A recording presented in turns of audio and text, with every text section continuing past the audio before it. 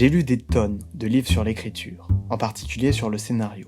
Et pour être honnête, je n'ai pas une grande affection pour eux. Mais pourtant je continue à en lire, comme dans l'espoir de trouver une recette ultime, qui bien sûr n'existait pas. Et forcé de constater que mon écriture ne s'améliorait pas, je me suis demandé si on pouvait vraiment apprendre à écrire une histoire. C'est-à-dire, peut-on intégrer des informations, consciemment ou inconsciemment, qui enrichissent notre dramaturgie. Si on ne peut pas nier que l'inné joue un rôle, l'acquis prend une place extrêmement importante. Il suffit de voir comment les enfants racontent une histoire pour se rendre compte qu'on ne naît pas dramaturge. Alexandre Dumas, avant de commencer l'écriture, a passé des nuits blanches à décortiquer le texte de ses prédécesseurs. Il est temps de suivre ses pas.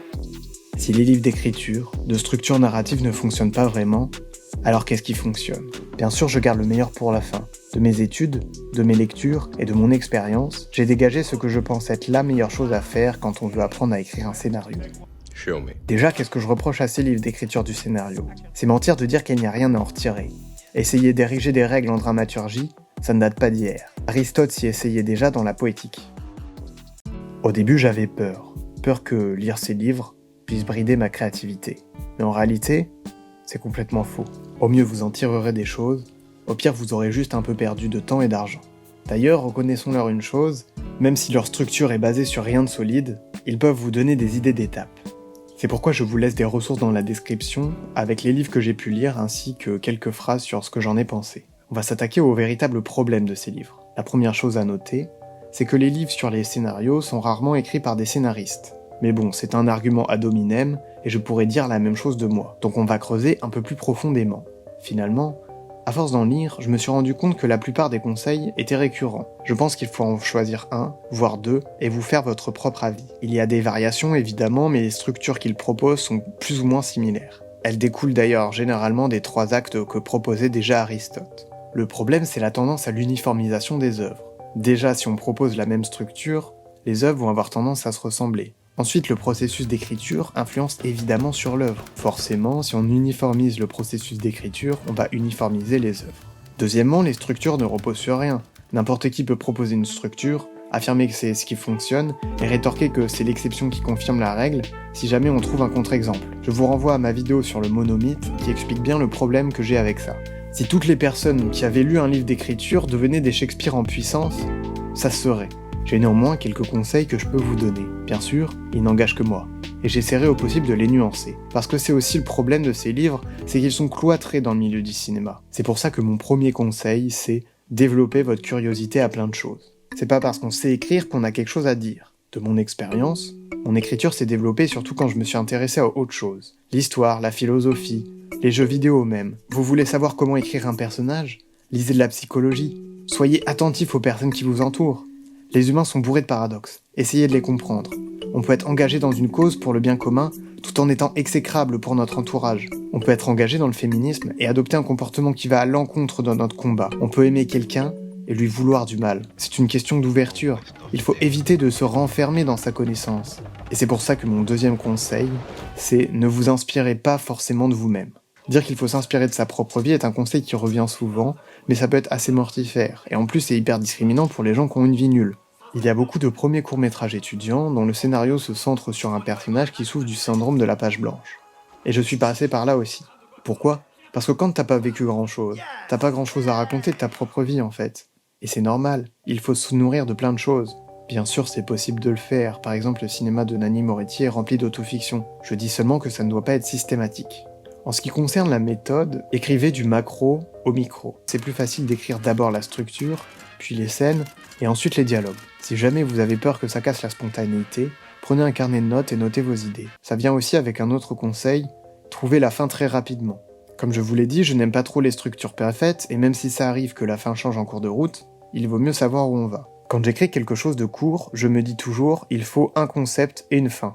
Lisez des scénarios. Il y en a plein disponibles sur la page du CNC et ailleurs en ligne. Des fois, ça paraît difficile de savoir quel niveau de détail on doit mettre dans un film. Choisissez des scènes que vous aimez bien et lisez-les. C'est bien de lire différentes choses aussi pour voir les différences culturelles. En France et même en Europe, le littéraire est bien plus utilisé. Pour les gros blockbusters, en général, le découpage technique est presque indiqué. Il y a des retours à la ligne et des phrases nominales. Écrire, c'est réécrire. Vous devez passer quasiment autant de temps sur le deuxième et le troisième jet que sur le premier jet. Faites lire à des gens, trouvez des retours. On dit que Balzac a noté ses phrases jusqu'à les recouvrir complètement. Et en plus, le fait de se dire qu'on va réécrire, ça permet de supprimer le syndrome de la page blanche.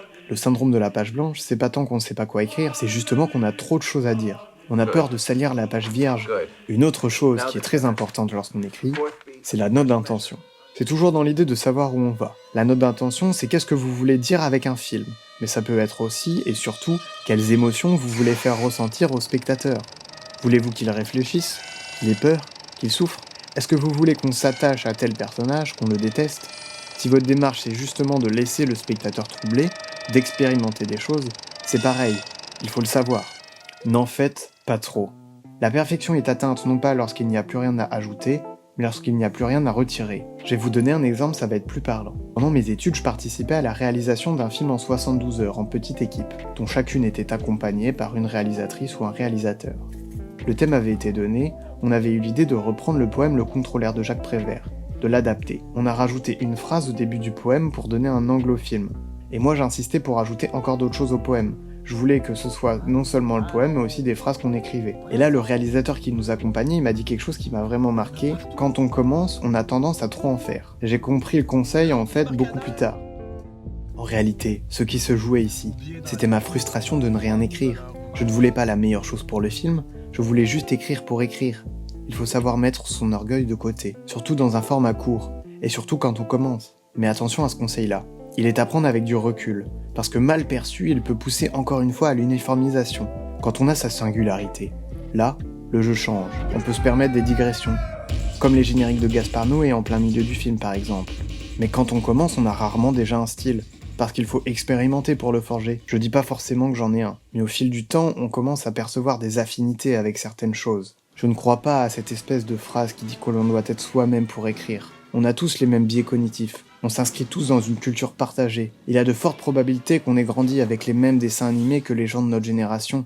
Il ne faut pas être soi-même, il faut devenir soi-même. Et pour ça, le chemin est visible, mais difficile à emprunter. Alors voici mon ultime conseil. Si vous ne devez retenir qu'une seule chose de la vidéo, ça serait ça. Si vous voulez apprendre à écrire des scénarios, écrivez des scénarios.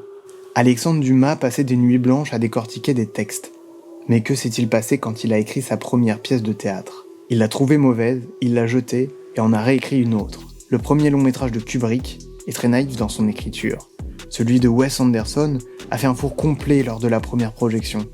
Finalement, les livres d'écriture sont très bien pour commencer, et je leur reproche quelque chose qu'ils ne promettent pas, détenir la vérité absolue. Si vous êtes ici, vous êtes peut-être venu comme je l'étais en quête d'une structure ou d'une astuce, d'une stratégie pour écrire. Mais en réalité, c'est de la procrastination. Les raccourcis, ça n'existe pas.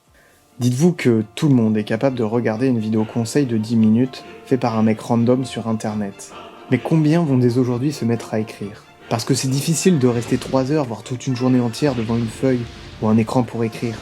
Mais c'est ce qu'il faut faire. Alors à vos plumes, prêts, partez.